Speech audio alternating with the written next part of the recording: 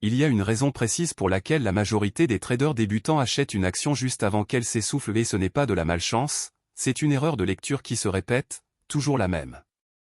Dans cette vidéo, on va voir un concept qui, une fois qu'on l'a en tête, change complètement la façon de regarder un graphique. Ce n'est pas une astuce magique, c'est une méthode de lecture. Mais appliquée sérieusement, la manière de choisir ses points d'entrée ne sera plus jamais la même. Imagine un vélo. Avec le vent dans le dos, chaque coup de pédale fait avancer plus loin, avec moins d'effort. Contre le vent, même en pédalant fort, on avance à peine et on s'épuise plus vite. En bourse, c'est exactement pareil. Une action individuelle, c'est le vélo. La tendance générale du marché est l'indice de référence, comme le CAC 40 ou le S&P 500 c'est le vent.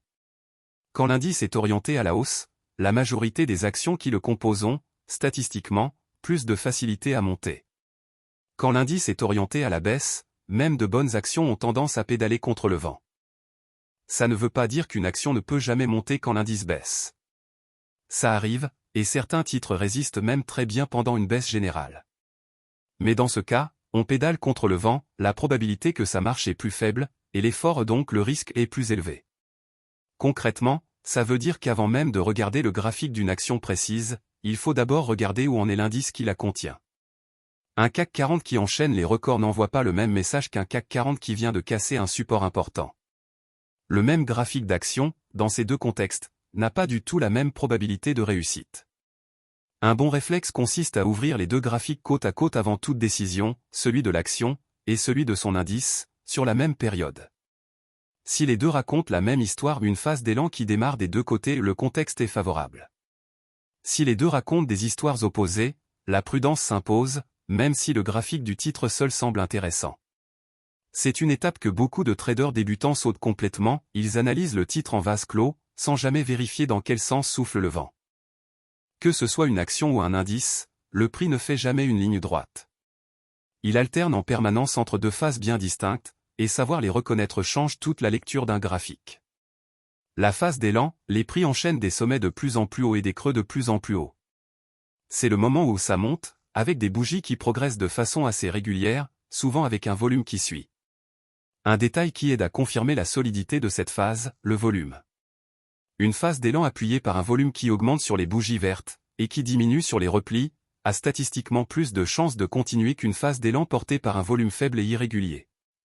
Chaque nouveau sommet plus haut que le précédent renforce cette lecture. Cette phase peut durer quelques semaines comme plusieurs mois selon le titre et le contexte de marché.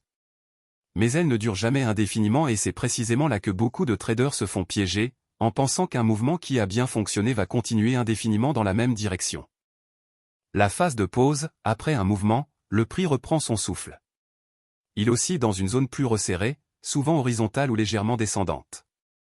Ce n'est pas un crack, c'est une respiration normale du marché. Le piège classique du trader débutant, c'est d'acheter en plein milieu ou pire, à la toute fin d'une phase d'élan, en pensant que ça va continuer. Sauf que statistiquement, plus une phase d'élan est avancée, plus la probabilité qu'elle bascule en phase de pause augmente. Acheter tard, c'est acheter au moment où le risque de pause est le plus élevé. Voici le cœur du concept, celui qui change vraiment la donne. Quand on achète une action, l'entrée doit remplir deux conditions en même temps, pas une seule. Condition 1, le titre acheté doit être en début de phase d'élan, pas en fin. Condition 2, l'indice de référence doit, lui aussi, être en début de phase d'élan. Deux conditions, au même moment, sur deux graphiques différents.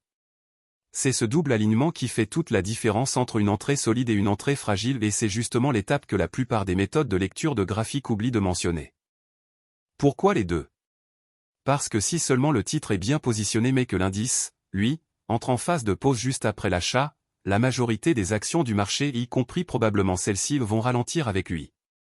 Le bon timing sur le titre ne suffit pas si le vent tourne au même moment. À l'inverse, si l'indice est en pleine forme mais que le titre, lui, est déjà en fin de course, le risque est d'acheter le sommet local d'une action essoufflée, même si le marché global continue de monter. Le graphique du titre peut sembler parfait tout en cachant un essoufflement invisible si on ne le compare pas à son indice.